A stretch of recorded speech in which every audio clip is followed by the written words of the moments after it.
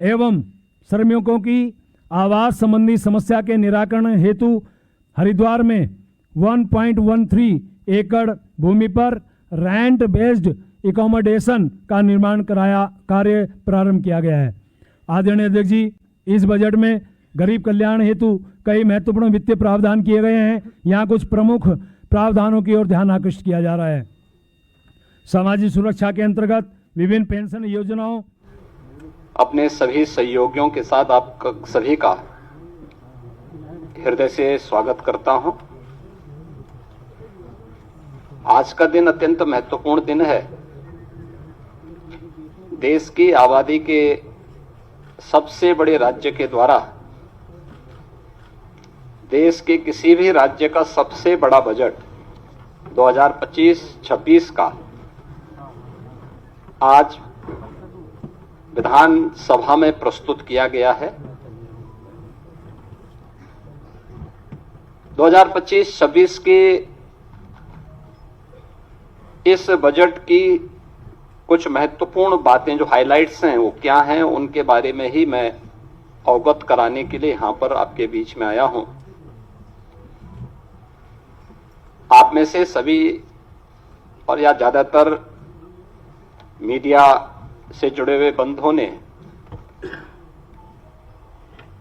माननीय वित्त मंत्री जी के बजट भाषण को सुना होगा। बहुत सारी बातें ऐसी होती हैं जो मतवार नहीं हो पाती हैं, लेकिन उनका उल्लेख या तो बजट भाषण पे चर्चा के दौरान हो पाता है या फिर उनका उल्लेख हम लोग इन सभी प्रकार की विशेष प्रेस वार्ता के माध्यम से ही कर पाते हैं। और इसलिए आवश्यक हो जाता है कि उस ओर भी आप सभी का ध्यान आकर्षित हो सके, जिससे जनता जनार्दन तक उन बातों को हम पहुंचा सकें जिसके लिए जनता जनार्दन बड़ी उत्सुकता के साथ प्रतीक्षा करती है। मैं जब 2025-26 का उत्तर प्रदेश का यह बजट आज विधानसभा में प्रस्तुत किया गया है तो मुझे बताते हुए प्रसन्नता की अनुभूति हो रही है कि आदरणीय प्रधानमंत्री श्री मोदी जी के मार्गदर्शन में उत्तर प्रदेश सरकार का यह हमारी सरकार का 9वां बजट है और पिछले 8 वर्ष के अंदर जो कुछ भी सरकार ने कदम बढ़ाए हैं, उत्तर प्रदेश के लिए उठाए हैं, उसके अच्छे परिणाम हम सबके सामने देखने को मिले हैं। मैं इस बजट के प्रस्तुतिकरण के लिए वित्त मंत्री सुरेश खन्ना जी को और वित्त विभाग के अपर मुख्य सचिव समेत उन सभी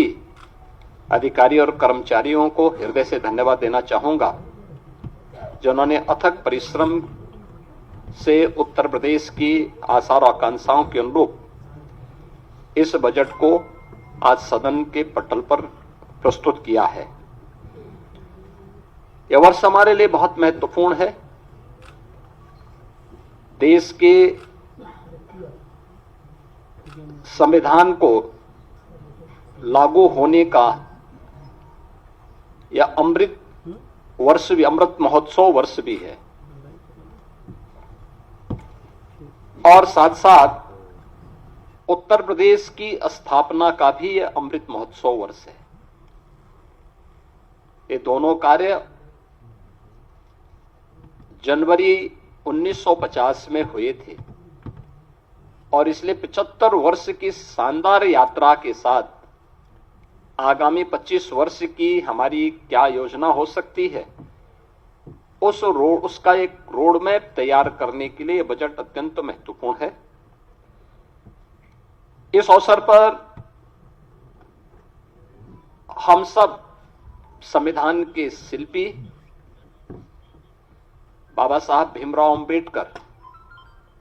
जिनके नाम पर डबल इंजन की यह सरकार लखनऊ में बाबा साहब भीमराव अंबेडकर स्मारक और सांस्कृतिक केंद्र की स्थापना कर रही है। संविधान के 75 वर्ष की इस यात्रा के लिए उन्हें विनम्र श्रद्धांजलि अर्पित करता हूं और यह केंद्र बहुत शीघ्र बाबा साहब भीमराव अंबेडकर के विचारों का एक केंद्र बनकर के संविधान की मूल भावनाओं के अनुरूप वंचितों को वरीयता देने के क्रम को तत्परता के साथ आगे बढ़ाएगी। यह एक नया माध्यम होगा और इसी को थीम में रख करके हमने 2025-26 का अपना बजट प्रस्तुत किया है।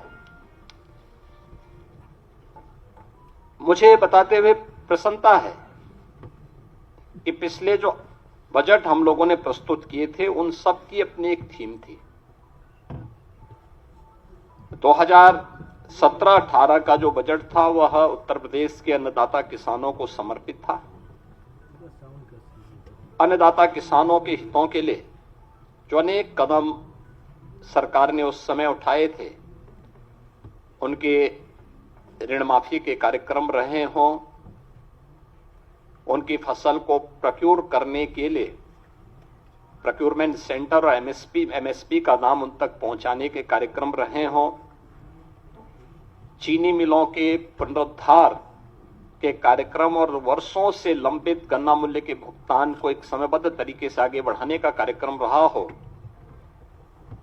अच्छे किस्म के बीज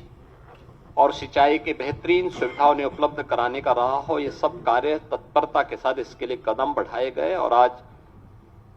मुझे प्रसन्नता है कि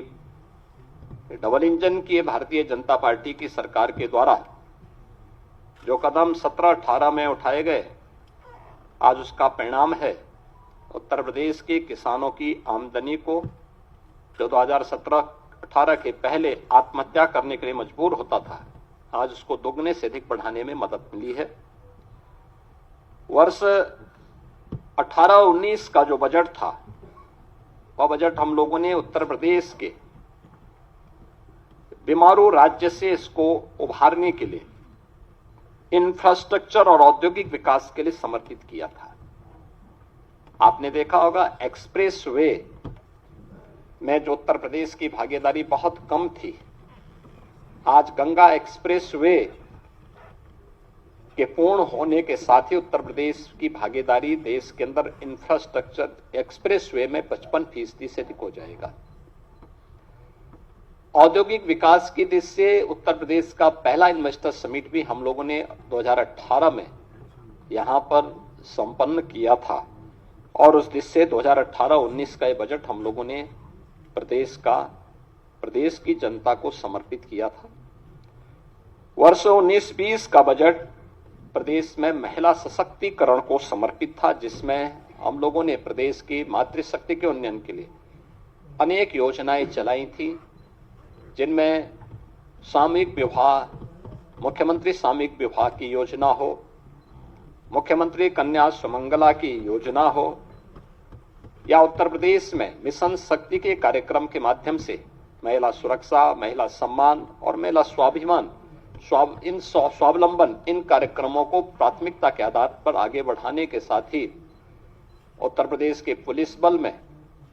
महिलाओं की भर्ती को 20% अनिवार्य करने के कार्यक्रम को प्राथमिकता देते हुए आगे बढ़ाने का कार्यक्रम, यह महिला सशक्तिकरण के लिए उठाए गए कदमों का परिणाम था। वर्ष 2020-21 का बजट हम लोगों ने उत्तर प्रदेश के युवाओं को और उनके लिए अधिक से अधिक एम्प्लॉयमेंट बढ़ाने के लिए समर्पित किया था और इसमें 2 करोड़ युवाओं को टैबलेट और स्मार्टफोन के माध्यम से तकनीकी दृष्टि से सक्षम बनाने के कार्यक्रम को आगे बढ़ाने, अनेक अन्य कार्यक्रमों को इस दृष्टि से हम लोगों ने प्रदेश की जनता जनार्दन के लिए समर्पित, युवाओं को समर्पित किया था। 2021-22 का जो बजट था हमारी सरकार का, वह स्वावलंबन से सशक्तिकरण की ओर था। एमएसएमई की योजनाओं के माध्यम से प्रदेश के परंपरागत जो उत्पाद थे उनको प्राथमिकता देते हुए स्वावलंबन के माध्यम से आत्मनिर्भरता के लक्ष्य को प्राप्त करने की दिशा में और उसके माध्यम से सशक्तिकरण के लक्ष्य को आगे बढ़ाते हुए कार्य किया गया था। 2022-23 का बजट अंत्योदय से आत्मनिर्भरता की दिशा में हम लोगों ने उस समय इस कार्यक्रम को आगे बढ़ाया था। पंचायतों के आत्मनिर्भरता के लिए पहली बार ग्राम सचिवालय के निर्माण के कार्यक्रम को आगे बढ़ाया गया था। पहली बार उन सभी क्षेत्रों में कार्य प्रारंभ हुए थे जो महिला सशक्तिकरण के लिए महत्वपूर्ण थे और ग्राम्य विकास की दृष्टि से हमारी जो आज भी लगभग 70% के आसपास आबादी ग्रामीण क्षेत्र में निवास करती है, उनके लिए इस कार्यक्रम को आगे बढ़ाया गया था, जिसका परिणाम है कि आज उत्तर प्रदेश के हर ग्राम पंचायत में 5 से 7 रोजगार सृजन की संभावना स्वतःस्फूर्त भाव के साथ वहां दिखाई देती है। 2023-24 का बजट उत्तर प्रदेश के अंदर एक त्वरित, सर्वसमावेशी और समग्र विकास के साथ आत्मनिर्भर उत्तर प्रदेश की नींव को सुदृढ़ करने वाला बजट प्रस्तुत किया गया था और 2025-26 का बजट एक राम राज्य के लिए समर्पित, लोक मंगल की कामना से समर्पित बजट था। तो 2025-26 के अंदर जो 2024-25 का हमारा बजट था, ये उत्तर प्रदेश के अंदर टूरिज्म में भी, ट्रेड में भी, टेक्नोलॉजी में भी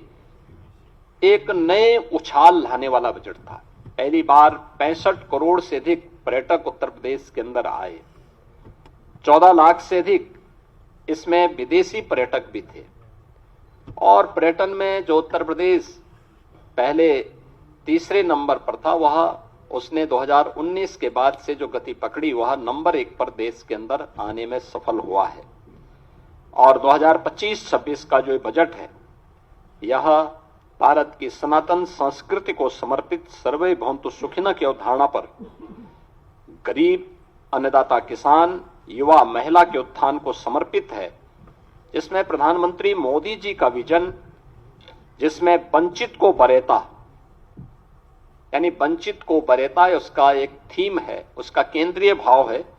इसको समर्पित है। इस बजट का जो दायरा है, जो कि वित्त मंत्री जी ने अपने बजट भाषण में भी कहा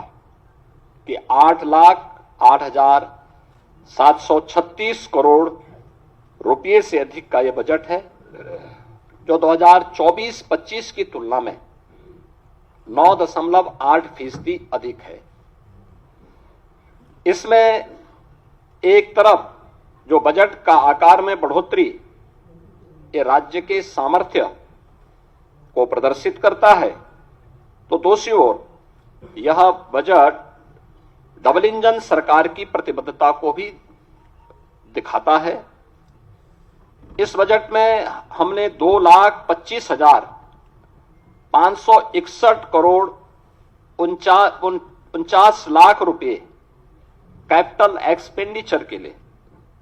इसमें प्रस्तावित किया है, जिसके माध्यम से इंफ्रास्ट्रक्चर पर धनराशि जो व्यय होगी,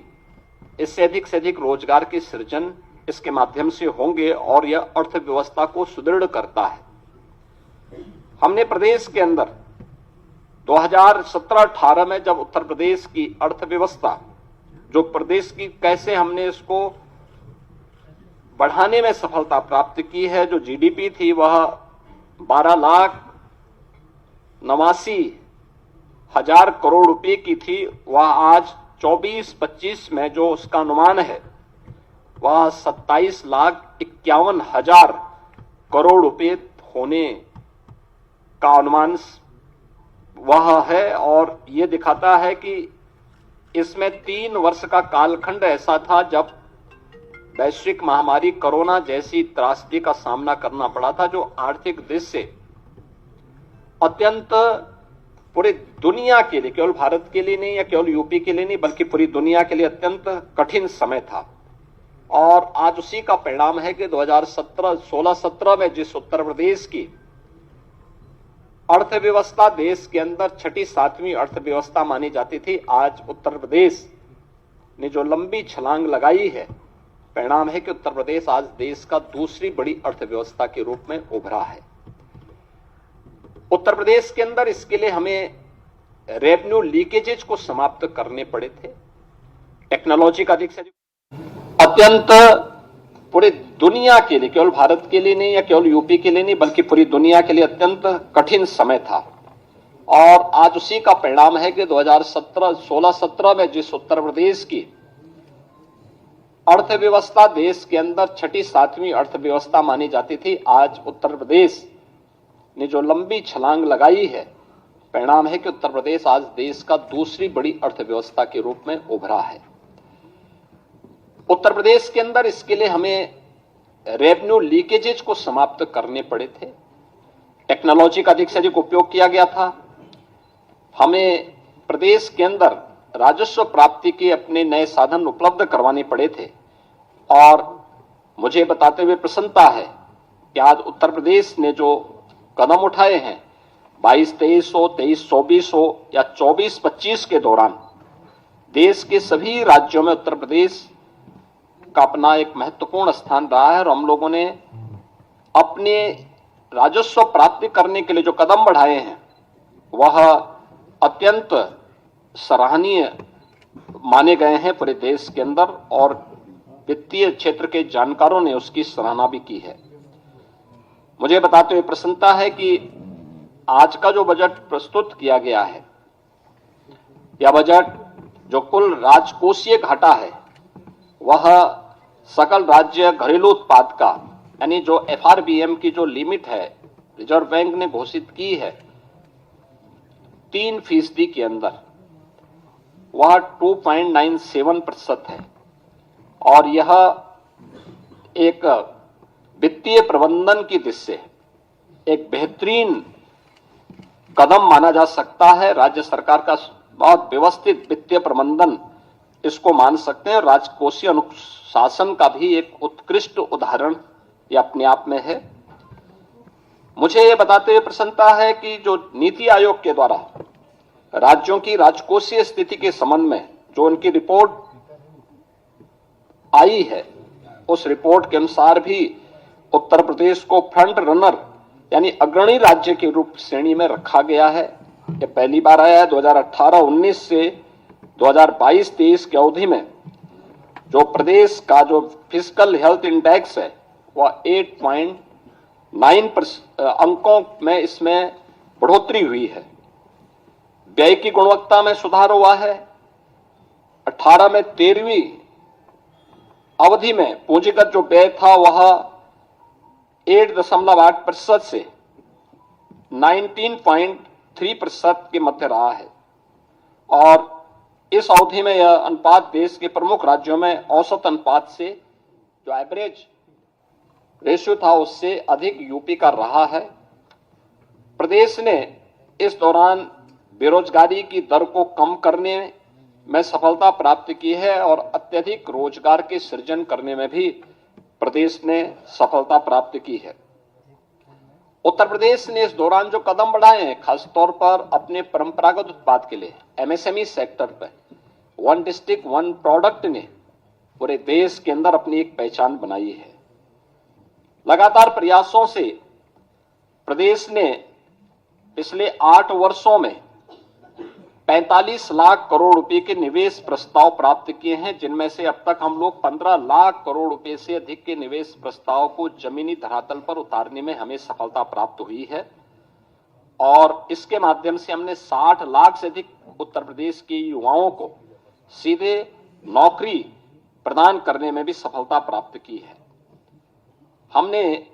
बजट में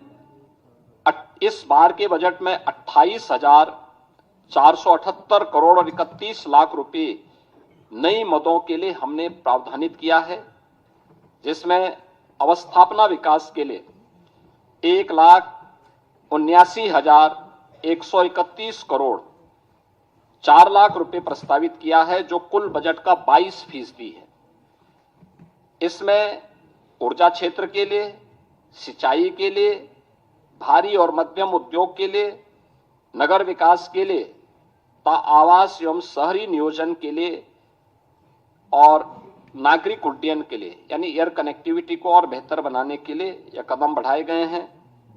शिक्षा क्षेत्र में कुल बजट का उत्तर प्रदेश के अंदर शिक्षा के लिए 1,06,360 करोड़ रुपए का प्रावधान किया गया है, यानी जो कुल बजट का 13% है। आप देखते होंगे कि अक्सर शिक्षा के लिए 6% बजट की मांग होती है। उत्तर प्रदेश देश के उन राज्यों में जो 13% केवल शिक्षा पे खर्च कर रहा है। कृषि क्षेत्र में हम लोगों ने जो बजट के लिए प्रावधान किया, जिसमें कृषि और उसके सहायक सेक्टर हैं, जिसमें कृषि है, उद्यान है, पशुधन है, दुग्ध विकास का है, मत्स्य है, सहकारिता है, ग्राम्य विकास, पंचायती राज, नमामि गंगे और ग्रामीण जलपूर्ति का है। इसमें 89,353 करोड़ रुपए प्रस्तावित किया है, जो कुल बजट का 11% है। चिकित्सा क्षेत्र के लिए यह सेक्टर अत्यंत महत्वपूर्ण सेक्टर है। इसके लिए भी प्रदेश सरकार ने 50,550 करोड़ रुपए का प्रावधान किया है, जो कुल बजट का 6% है। इसी प्रकार से हम लोगों ने जो यूनियन बजट में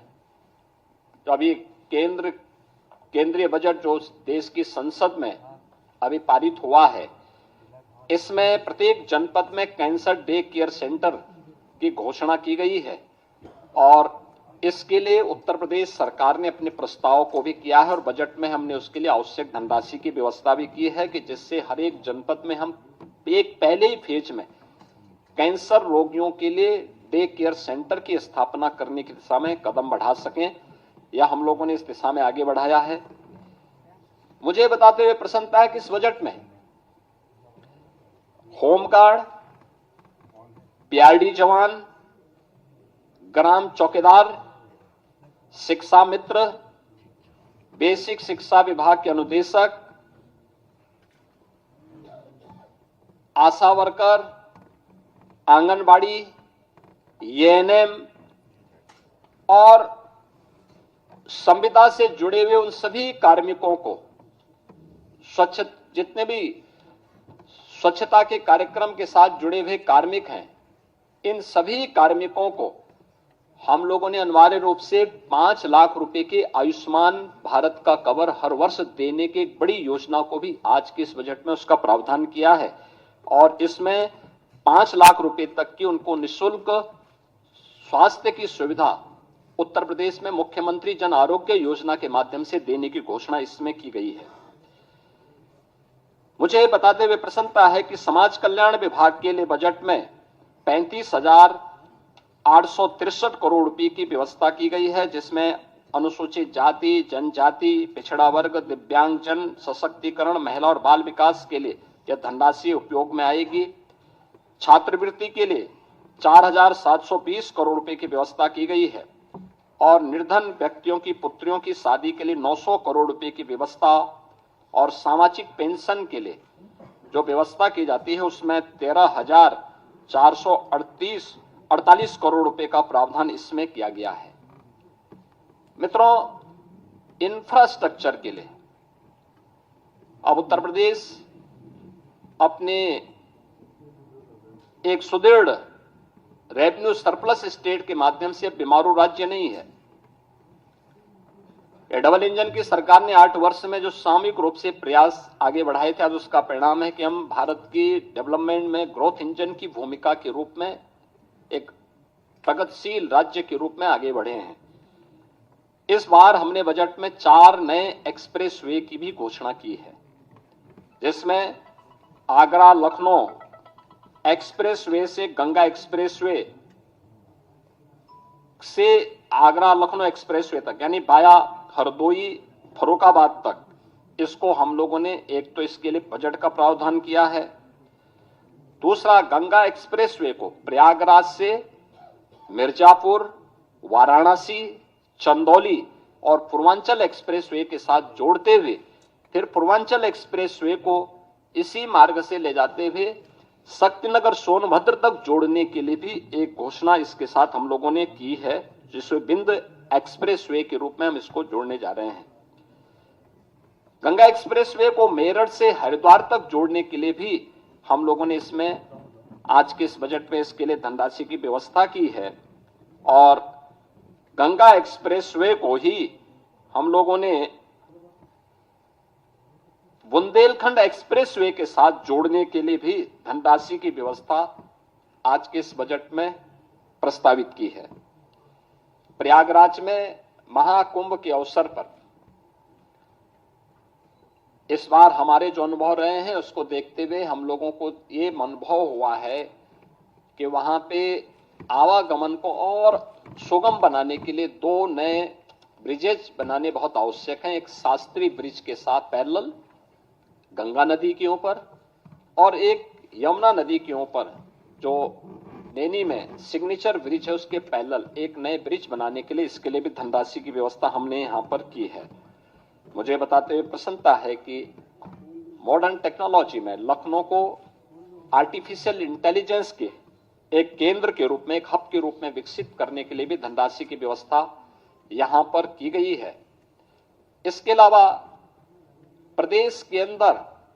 प्रत्येक मंडल स्तर पर प्रदेश सरकार ने एक कन्वेंशन सेंटर,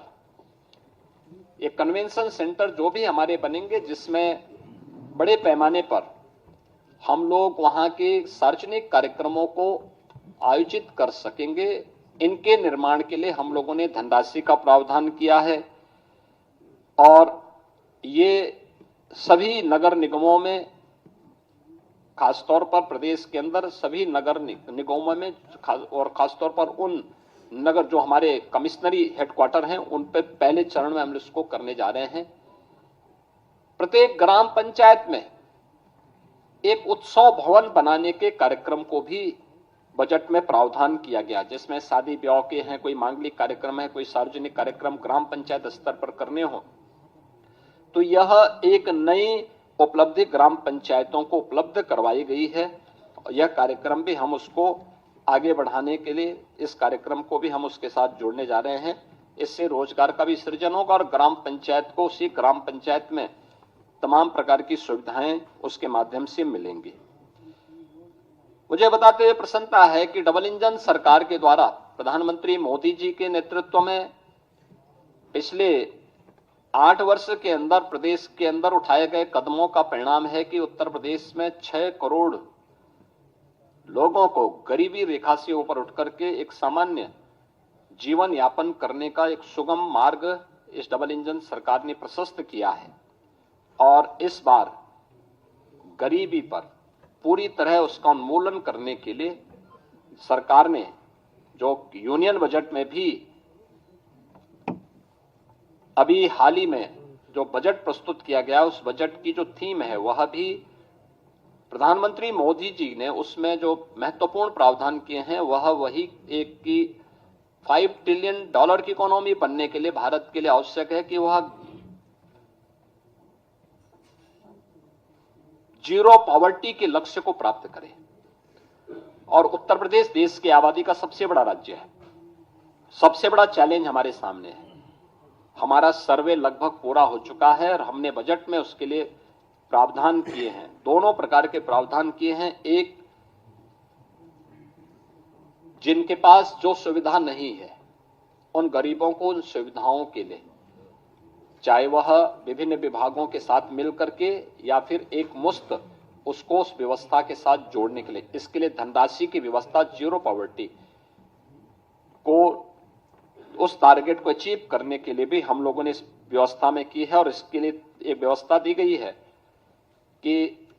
हम उस लक्ष्य तक उस परिवार को लेके जाएंगे कि मिनिमम वह परिवार के एक व्यक्ति को रोजगार भी मिल सके और उस परिवार में कम से कम 1,25,000 रुपए की एक निश्चित आय, वार्षिक आय उस परिवार के व्यक्ति को रोजगार या किसी न किसी काम के माध्यम से उपलब्ध करवा सके। यह एक प्रयास सरकार के स्तर पर प्रावधान किया गया है। इसके साथ ही हमने यानी इसके लिए धनराशि 2025-26 में इसके लिए अलग से भी धनराशि की व्यवस्था की है। युवाओं के लिए हम लोगों ने एक व्यवस्था की है और इसमें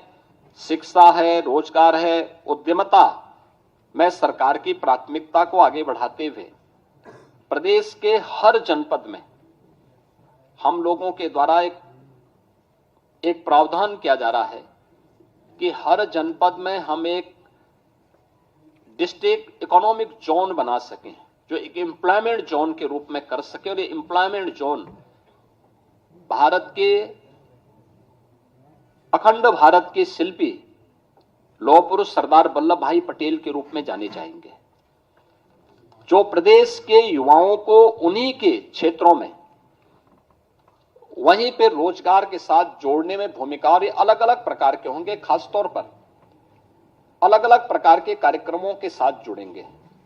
कोई इकोनॉमिक जोन औद्योगिक विकास के लिए होगा, कोई एमएसएमई के लिए होगा, कोई टेक्सटाइल के लिए होगा, कोई एजुकेशन के लिए होगा, कोई हेल्थ के लिए होगा, अलग अलग। उसके लिए हम इन सभी जोन को उसके साथ विकसित करेंगे और उसमें एक सुविधा उसके साथ हम जोड़ने जा रहे हैं। इसके अलावा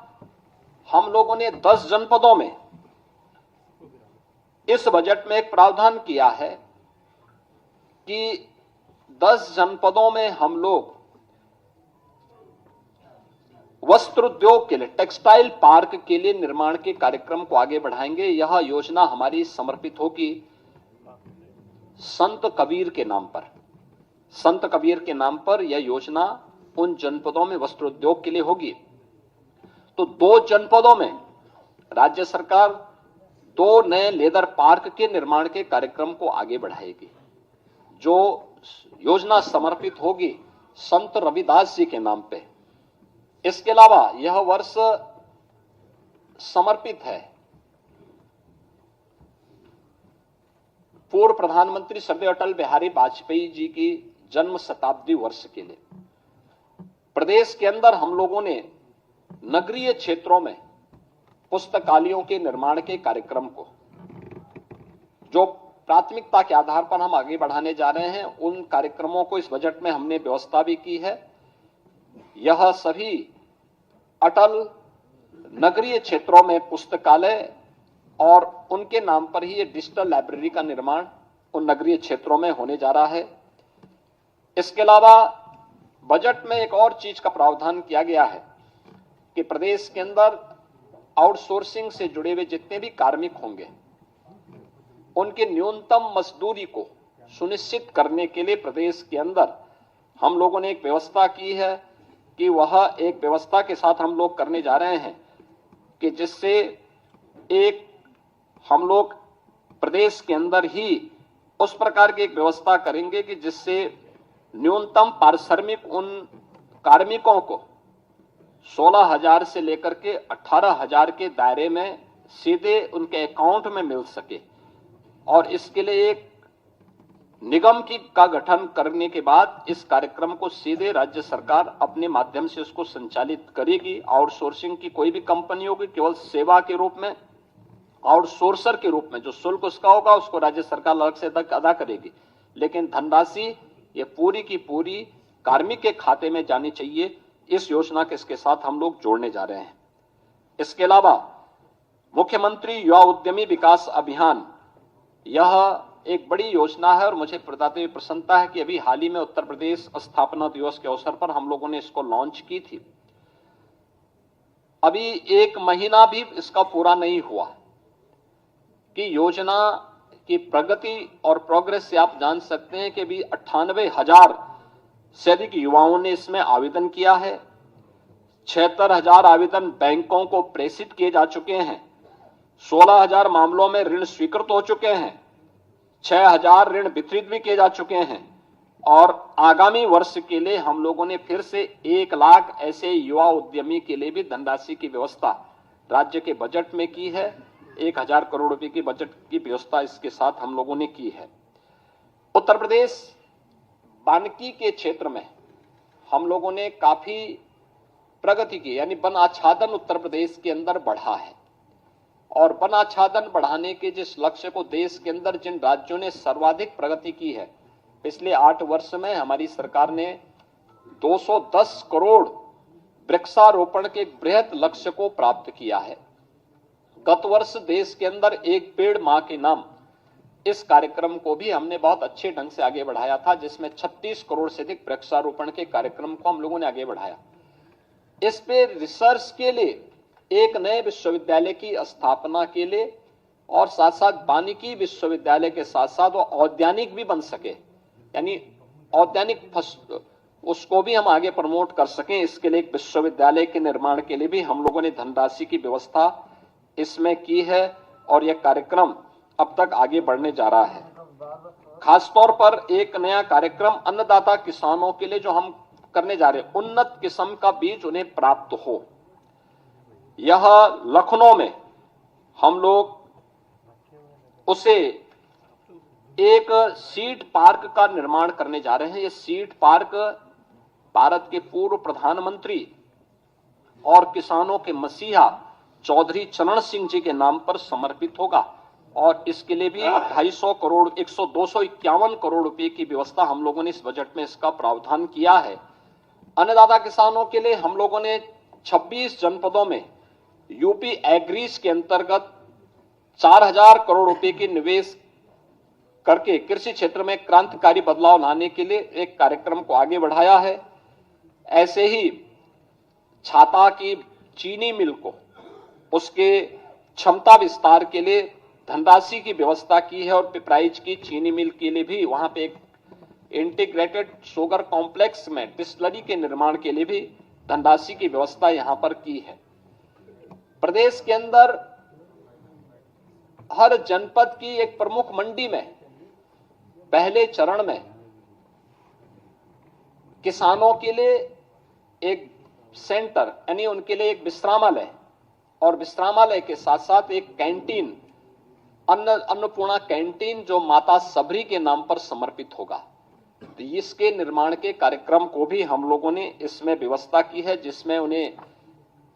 बहुत कम दाम पर भोजन की थाली वहां उपलब्ध हो सके, इसकी व्यवस्था की है। तो मुख्यमंत्री कृषक दुर्घटना बीमा योजना के अंतर्गत भी किसान हो, किसान के परिवार के सदस्य हो या फिर अन्नदाता किसानों से जुड़े हुए जो अन्य उनके सहयोगी किसान होते हैं, इन पर किसी भी आपदा के कारण उनके दुर्भाग्यपूर्ण मृत्यु होने पर उन्हें 5 लाख रुपए की बीमा कवर को मुख्यमंत्री कृषक दुर्घटना बीमा योजना के साथ जोड़ा है, जिसमें 1050 करोड़ रुपए का व्यवस्था किया गया है और निराश्रित गोवंश के रख रखाव के लिए भी 2000 करोड़ रुपए का व्यवस्था हम लोगों ने इस बजट में प्रस्तावित किया है। प्रदेश के अंदर मेधावी छात्र छात्राओं के लिए स्कूटी की एक स्कीम हम लोग इस बजट में प्रावधान किए हैं, जिसके लिए 400 करोड़ रुपए की व्यवस्था की गई है और जिसमें महारानी लक्ष्मीबाई के नाम पर इस योजना को प्रदेश सरकार चलाएगी और इस कार्यक्रम को हम आगे बढ़ाने जा रहे हैं। मुख्यमंत्री सामूहिक विवाह की योजना 51,000 रुपए से बढ़ाकर के 1 लाख रुपए का प्रावधान और इसके लिए भी हम लोगों ने अब तक 4 लाख से अधिक गरीब बेटियों की शादी इसके माध्यम से की है। अब इस राशि को बढ़ाकर के किया गया, इसके लिए धनराशि का प्रावधान किया गया है। इसके अलावा अब तक विधवा पुनर्विवाह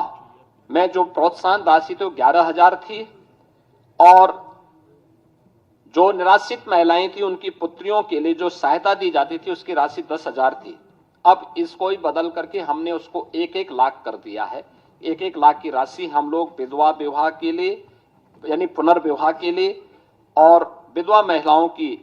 यानी निराश्रित महिलाओं की जो पुत्रियां थी उनकी शादी के लिए भी अनुमन्य सहायता की राशि को 1 लाख रुपए तक करने के लिए हम लोगों ने कार्य किया जा रहा है, प्रावधान किया गया है। मुझे बताते हुए प्रसन्नता है कि इस बजट में हम लोगों ने